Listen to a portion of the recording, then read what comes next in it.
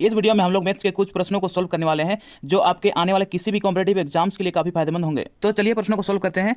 56 के घात में 45 प्लस 56 को 57 से भाग करने पर शेषफल क्या होगा। तो मान के चलते हैं 56 कोई सम संख्या है, यानी कि सम संख्या 2 है। ठीक है, 2 है सम संख्या। 56 को 2 मानते हैं, यानी कि 56। ठीक, तो 57 कितना मानेंगे? 3 मानेंगे, 57। ठीक है, तो यहाँ पर इसमें सेट करना है। ठीक है, 56 यानी कि 2, घात में है एक विषम संख्या, तो घात में विषम संख्या लगाने से पहले भाजक को देखना पड़ेगा। ठीक है, तो भाजक समतान को 3 माने हैं, तो 3। तो घात वाले विषम संख्या के लिए भाजक 3 से कम वाला विषम संख्या लेना है, यानी कि 3 से कम वाला विषम संख्या क्या है? तो 1, प्लस है तो प्लस, 56 को माने हैं 2, तो 2। ठीक है, बराबर 2 का घात 1 है, यानी कि 2 प्लस 2 बटे 3, बराबर 2 और 2 को जोड़ेंगे तो 4 बटे 3। 4 को 3 से जब भाग करते हैं, 3 एका 3, तो एक शेषफल बचता है। ठीक है, तो इसका मतलब यह है कि जब 3 बराबर 57 है, 2 बराबर 56 है, तो 1 बराबर होगा 55। ठीक है, तो यही शेषफल होगा और यही आंसर होगा। अगला प्रश्न में आते हैं। एक चुनाव में 3 उम्मीदवार हैं। जितने वाले उम्मीदवार को 65% मत मिले और तीसरे नंबर वाले उम्मीदवार को कुल मत का 3% मिला। यदि जीतने वाले उम्मीदवार को दूसरे और तीसरे उम्मीदवार द्वारा प्राप्त संयुक्त मतों से 6000 अधिक मत मिले तो कुल मत की संख्या ज्ञात करें। तो यहाँ पर कुल मत है 100%। ठीक,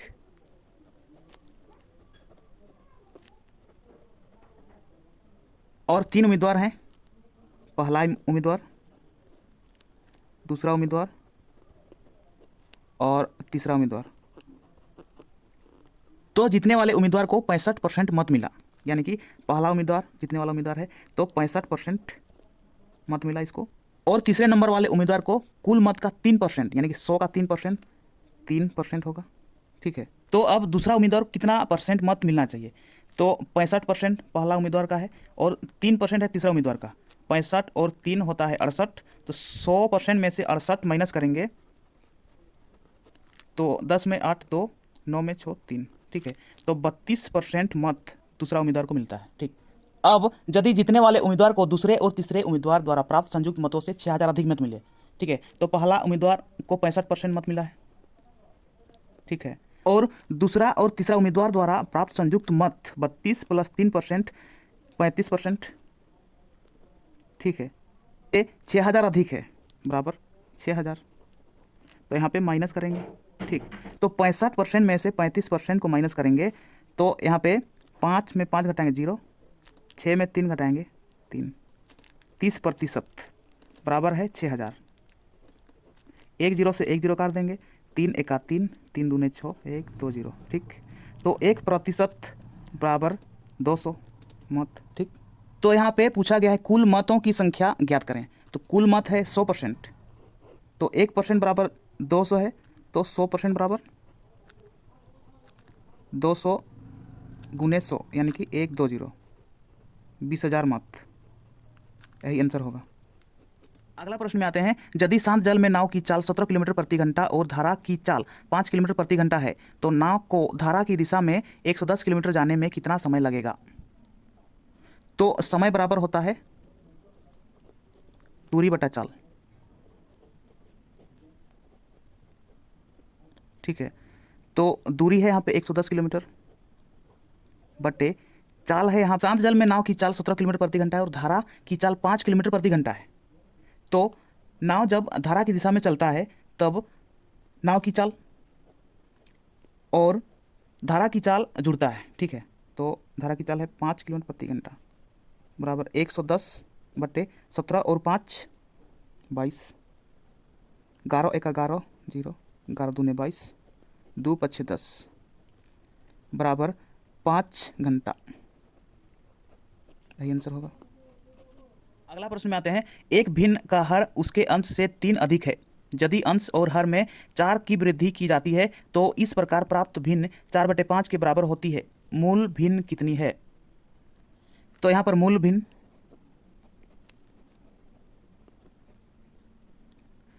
भिन्न का हर उसके अंश से 3 अधिक है, यानी कि ऊपर वाले को अंश कहा जाता है और नीचे वाले को हर कहा जाता है, ठीक है। तो अंश को x मानते हैं तो हर को x प्लस 3, क्योंकि अंश से हर 3 अधिक है, ठीक। तो इसको फिर से लिखते हैं x बट्टे x प्लस 3, ठीक है। यदि अंश और हर में 4 की वृद्धि की जाती है, यानी कि 4 जोड़ा जाता है, अंश में भी 4 जोड़ा जाता है और हर में भी 4 जोड़ा जाता है, ठीक है, तो इस प्रकार प्राप्त भिन्न 4/5 के बराबर होती है। तो इस प्रकार प्राप्त भिन्न 4/5 के बराबर होती है, ठीक है। तो x प्लस 4 को 5 से गुना करेंगे, 5x प्लस 5 का 20 बराबर x प्लस 3 और 4 7 होता है, ठीक है। x प्लस 7 को 4 से गुना करेंगे, 4x प्लस 7 चौका 28, 5x माइनस 4x बराबर 28, 20 को बराबर के उस पार लाएंगे तो प्लस है तो माइनस 20, 5x में से 4x घटाएंगे तो x बचेगा बराबर 28 में से 20 घटाएंगे तो 8 बचेगा, तो x बराबर 8। तो यहाँ पे प्रश्न पूछा है मूल भिन्न कितनी है, तो मूल भिन्न x बटे x प्लस 3 है, यानी कि हम मान भर देंगे। x का मान है 8 बटे 8 प्लस 3 बराबर 8 बटे 8 3 होता है 11, तो मूल भिन्न 8 बटे 11 है, यही आंसर। अगला प्रश्न में आते हैं। राजू 2 घंटे में 3200 मीटर और अगले 2 घंटे में 4 किलोमीटर की दूरी तय करता है। राजू की औसत चाल ज्ञात करें। तो चाल बराबर दूरी बटा समय होता है।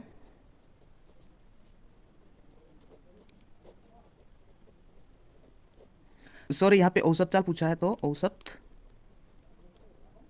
चाल बराबर कुल दूरी बटा कुल समय, ठीक है।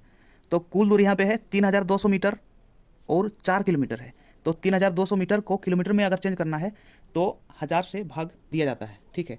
तो 3200 मीटर को 3.2 लिख सकते हैं किलोमीटर, ठीक है, प्लस 4 किलोमीटर बटे कुल समय यहाँ पे 2 घंटा है और यहाँ पे प्लस 2 घंटा, यानी कि 2 2 4 घंटा, 2 प्लस 2 4 घंटा, ठीक।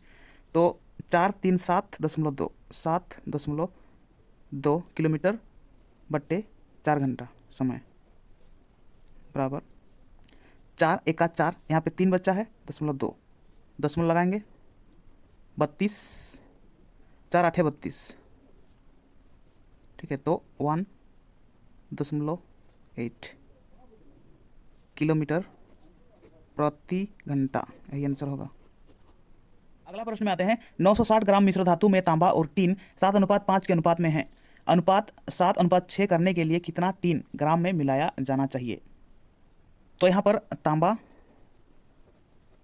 और टीन का अनुपात है 7:5, ठीक है। और तांबा और टीन का अनुपात 7:6 करने के लिए कितना टीन और मिलाया जाना चाहिए, ठीक है, 7:6 करने के लिए। तो यहाँ पर तांबा और टीन का कुल मिश्र धातु है 960 ग्राम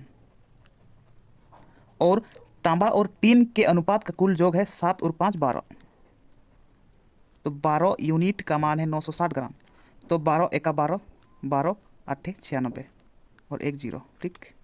तो 1 यूनिट का मान 80 है। तो यहाँ पे पूछा गया है कि अनुपात 7:6 करने के लिए कितना टीन ग्राम में मिलाया जाना चाहिए, ठीक है। तो टीन को मिलाना है 5 से 6, यानी कि प्लस 1 बढ़ रहा है, यानी कि 1 यूनिट का मान 80 ग्राम है, तो यहाँ भी 1 यूनिट का मान होगा 80 ग्राम और यही आंसर होगा, ठीक। तो ये थे मैथ्स के कुछ प्रश्न। अगर आपको वीडियो पसंद आया तो वीडियो को लाइक कीजिए और मैथ्स चैनल को सब्सक्राइब कीजिए और बेल आइकन को दबाइए ताकि इस चैनल पर आने वाला हर वीडियो का नोटिफिकेशन आप तक सबसे पहले पहुंचे। तो चलिए इस वीडियो को यहीं समाप्त करते हैं, मिलते हैं नेक्स्ट वीडियो में, तब तक के लिए अपना पढ़ाई करते रहिए, ख्याल रखिए अपना और अपने माता पिता का। धन्यवाद।